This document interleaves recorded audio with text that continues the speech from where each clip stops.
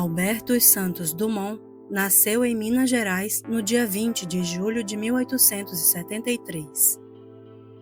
Sua mãe, Francisca de Paula Santos, vinha de uma tradicional família mineira, e seu pai, Henrique Dumont, era descendente de imigrantes franceses, cuja principal atividade de trabalho era a joalheria. Tendo obtido pouco sucesso no ramo das joias, seu pai decidiu investir no cultivo do café, e para isso adquiriu uma fazenda no Rio de Janeiro e outra em São Paulo. Henrique Dumont, que era engenheiro, mecanizou ao máximo a produção cafeeira, fazendo com que sua propriedade chegasse a ser considerada a mais moderna e uma das mais lucrativas do Brasil. E foi ali, em meio ao maquinário e à tranquilidade do campo, que Santos Dumont cresceu. Até os 10 anos foi alfabetizado por sua irmã Virgínia, dentro da própria fazenda, e desde pequeno já era descrito como uma criança amável, inquieta e bastante curiosa, estando sempre em meio aos empregados com várias perguntas sobre o funcionamento das máquinas. Depois foi enviado para a escola, onde não se destacou muito, já que seu interesse sempre foi mais prático do que teórico. Aos 18 anos, mudou-se com a família para a França após seu pai sofrer um grave acidente e ficar sem parte dos movimentos do corpo. Vivendo na Europa, o jovem Santos Dumont seguiu os conselhos que o pai lhe dera antes de morrer e decidiu investir nos estudos da física, química, mecânica e eletricidade.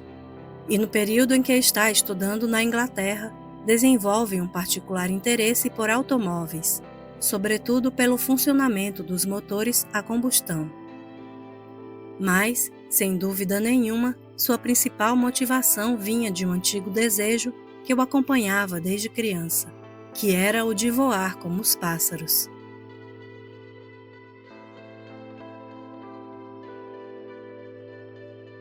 Para a Federação Aeronáutica Internacional, foram 2 irmãos norte-americanos os primeiros a realizarem um voo em um aparelho motorizado mais pesado que o ar.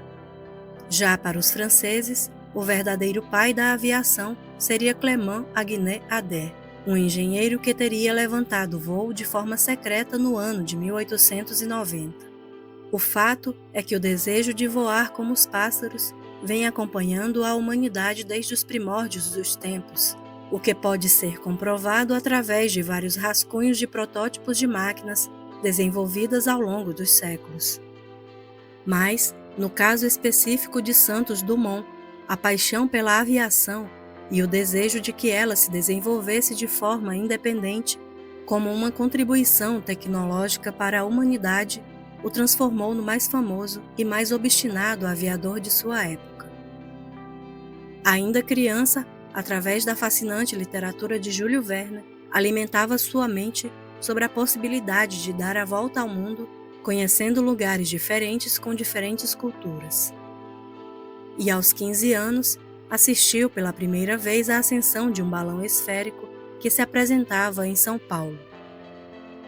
No ano de 1898, desenvolveu e voou em seu primeiro balão, o Brasil, que por ser leve e de fácil manejo, atraiu a atenção da imprensa francesa e de muitos balonistas da época. Pouco tempo depois, projetou seu primeiro dirigível, o N1, cuja experiência no aperfeiçoamento que havia feito ao motor John Bolton fez com que se destacasse em potência durante o voo. A partir daí, Santos Dumont iniciaria uma série de tentativas, com erros e também acertos, na busca pela agilidade e eficiência de suas máquinas. Neste meio tempo, venceria alguns campeonatos, ganharia prêmios e aumentaria sua fama ao redor do mundo. A experiência como piloto automotivo, segundo ele, o fez escapar da morte algumas vezes, já que nesses experimentos não eram raros os acidentes. Até que em 1906 resolveu fazer um teste, unindo ao dirigível N-14 um modelo de aeroplano que havia projetado, como uma tentativa de reduzir seu peso, fazendo-o decolar por conta própria. A ideia, porém, se mostrou frustrada e somente na terceira tentativa agora sem o balão, finalmente a máquina saiu do chão, por alguns segundos, mas com meios próprios.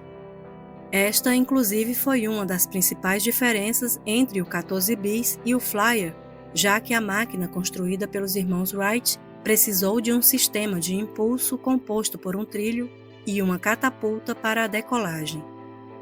Ainda insatisfeito, Santos Dumont fez diversas modificações ao 14 bis, que lhe garantiram ganhar em novembro de 1906 um prêmio oferecido pelo Aeroclube da França àquele que conseguisse voar mais de 200 metros em um veículo mais pesado que o ar.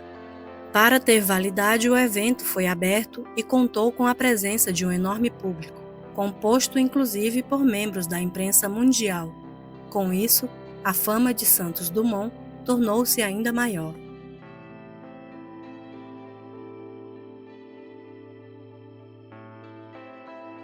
Depois do 14 bis, Santos Dumont seguiu por algum tempo aperfeiçoando as suas aeronaves e criando novos modelos.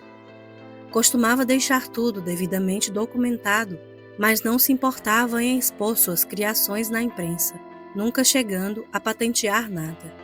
Quando estourou a Primeira Guerra Mundial, deu declarações de apoio à França, que na época era invadida pelo Império Alemão, mas ao testemunhar o uso violento das aeronaves nos conflitos, entrou em um profundo estado de melancolia, agravado ainda mais por um problema de saúde que hoje acredita-se ter se tratado de esclerose múltipla. Com histórico de depressão na família e vivendo em isolamento já há algum tempo, sentiu-se ainda mais abalado quando teve a sua casa em Trouville invadida devido à denúncia de vizinhos que o confundiram com um espião. Após este episódio, ele decide retornar ao Brasil e constrói em Petrópolis a Encantada, um refúgio onde se dedica por algum tempo a desenvolver novas invenções e também à escrita. No entanto, não estabelece mais um local fixo de moradia, passando a estar sempre em trânsito da Europa ao Brasil. Antes de entrar em um estado profundo de depressão, passa por mais 2 eventos traumáticos em sua vida. O primeiro, em 1928, foi quando um hidroavião que se apresentava em sua homenagem sofreu um grave acidente, deixando todos os tripulantes mortos.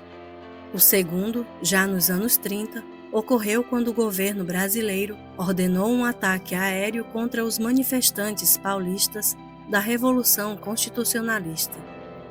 Pouco depois desse último ocorrido, sobre o qual já havia deixado registrado em carta sua manifestação contrária, acabou pondo fim à própria vida na suíte do hotel em que estava hospedado no Guarujá.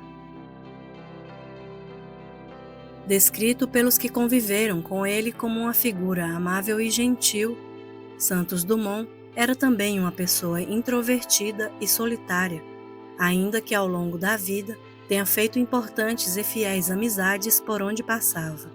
Com gestos de bondade, foi capaz de conquistar até os que não eram tão próximos a ele, recebendo inúmeras homenagens, tanto em vida quanto póstumas. E por sua inteligência ímpar, sua notória persistência e generosidade em dividir com a humanidade as suas descobertas, mereceu sem dúvidas entrar para a história com o título de pai da aviação.